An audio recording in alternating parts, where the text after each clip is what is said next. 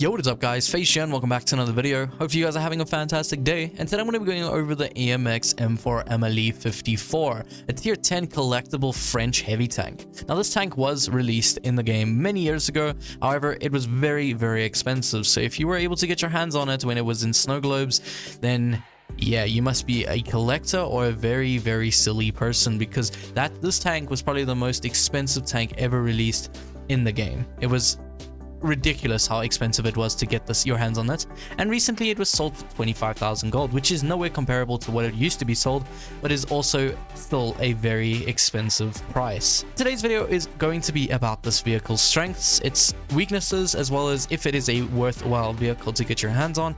Now everyone knows that this vehicle was and is being used in tournaments, and it's for a very good reason. One of the most obvious reasons for the vehicle's success in tournaments is because of its top speed being 45 kilometers per hour and its engine power of 1111.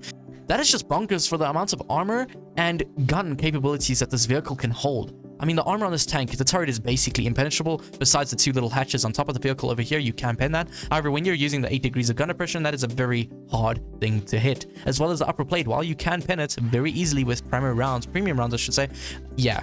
When this thing is using its 8 degrees of gun depression, no vehicle is going to go through that upper plate, nor will they go through the turrets of this vehicle. Now, do take note that this vehicle has a massive ass turret, as you can see. So any slight movement, so let's say if I in the garage right now, I had to look at the regressor, people on this season stop sign here will be able to pin my turret, no issues. Likewise, if I aim at the sign over here, and yeah, that regressor will be able to pin me no problem on the side of my turret. So while its turret is pretty much impenetrable, if you just make it slightly turn either side of your actual opponent that you're looking at, yeah, this tank does only well at focusing one person. As soon as there's more than one person in front of you, you're pretty much going to have a bad time, as upper hull on these two angled bits over here are actually a weak spot as well.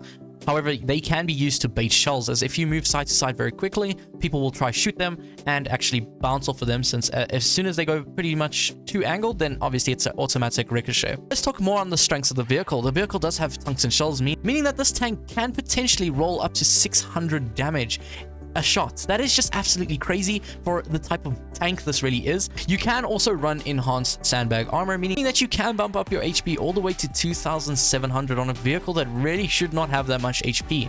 Now, there's no other better way to show the strengths of the vehicle rather than just getting into a game for you guys, so let's just head straight into it. Now, the Amx M4 is very fast, like I mentioned. However, the traverse speed on this tank is so slow. It feels like you're driving an absolute mouse in this tank. And as you'll see in just a moment, your traverse speed, look at this. This is absolutely awful. And it means when you're on flat ground, which is what this vehicle is kind of really good at, is going front line and on a flat surface, because that's how you'll get to your top speed as quick as possible on a flat surface. However, that lower plate can be pinned very easily. Now, I go for a quick shot on that Type 71, didn't work out, and there is a 60 TP in front of me. He got you first, which is actually crazy because the 60 TP has a 35 kilometer max speed, I'm pretty sure, and there is a random E4 chilling here. Now, that is actually very upsetting because I am in a predicament where I'm getting shot on both sides and I can't really do anything about it. I've kind of put myself in a bad position, I won't lie.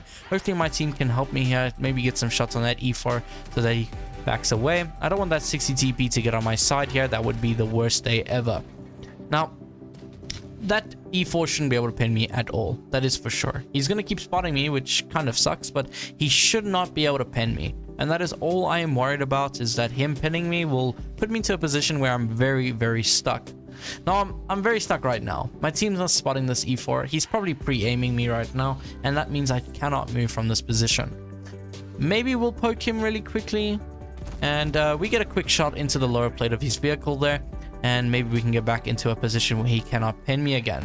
Now, I don't want to over-angle my turret. Like I said, the turret is absolutely massive on this vehicle, meaning that you can mistakenly show the side of your turret and absolutely get nuked for it. There goes my 183. He kind of just rushes in there and loses all these HP. Sucks. I haven't used my tungsten shells as of yet, as you can see, and that is because I'm trying to save it for this Type 71 or for another vehicle that might push us in a second. Now, I don't want to over angle here because people are behind us. I'm going to use the great maneuverability on its reverse speed of this vehicle to try get out of here. That 183 is focusing me there. That really sucks. Now this type will aim or get reloaded before me because I'm not using my tungsten, but maybe, I mean my adrenaline, and we do manage to get another shot into him. I'm just going to back up here because I don't want that Type 71 to nuke me. I'm going to get into a hold on position here where I'm absolutely the strongest I can be, and hoping that this 60 TP doesn't push up and nuke me. I get a shot just before my tungsten shells finishes on that E100, just so that I can put some more damage out there. This 183 is pushing me, so at this moment I just need to run.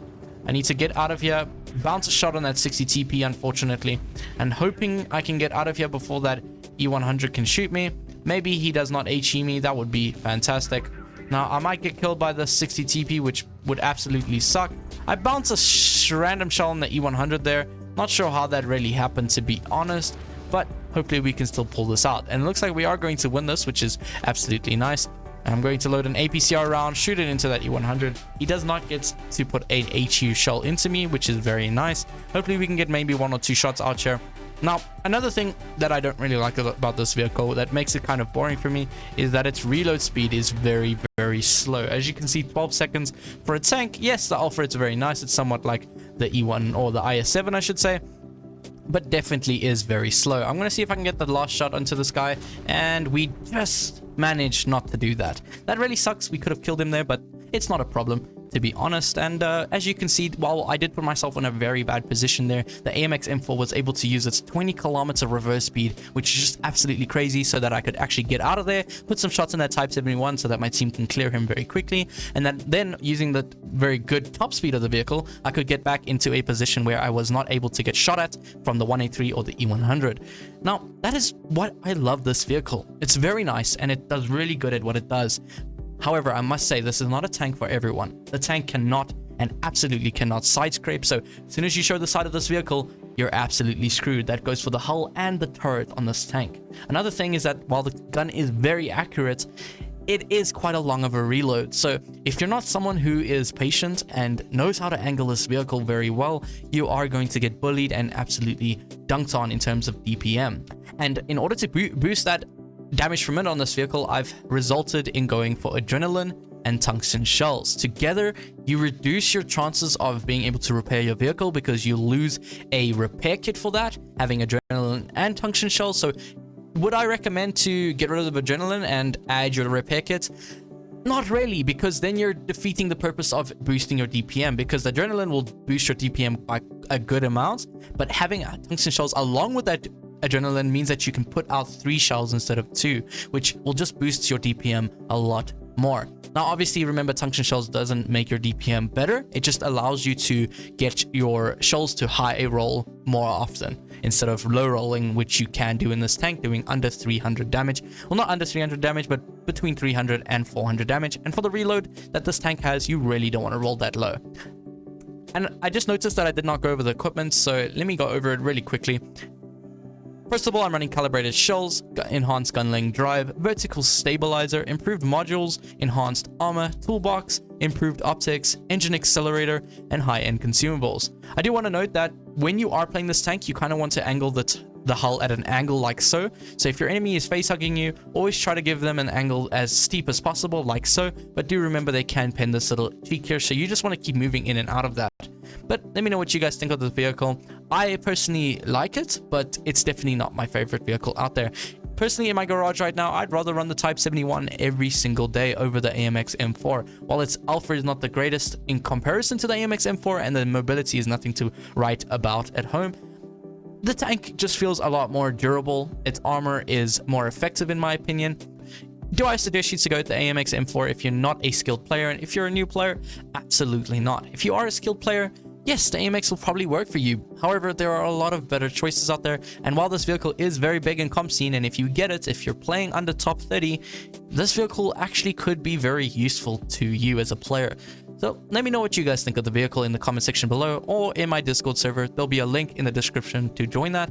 Hopefully you guys enjoyed this video. You can let me know by leaving a like and subscribing. It really helps me out and I greatly appreciate it. Anyways guys, that's it for me today. Hopefully your shells hit their marks, and I'll check you in the next one. Cheers!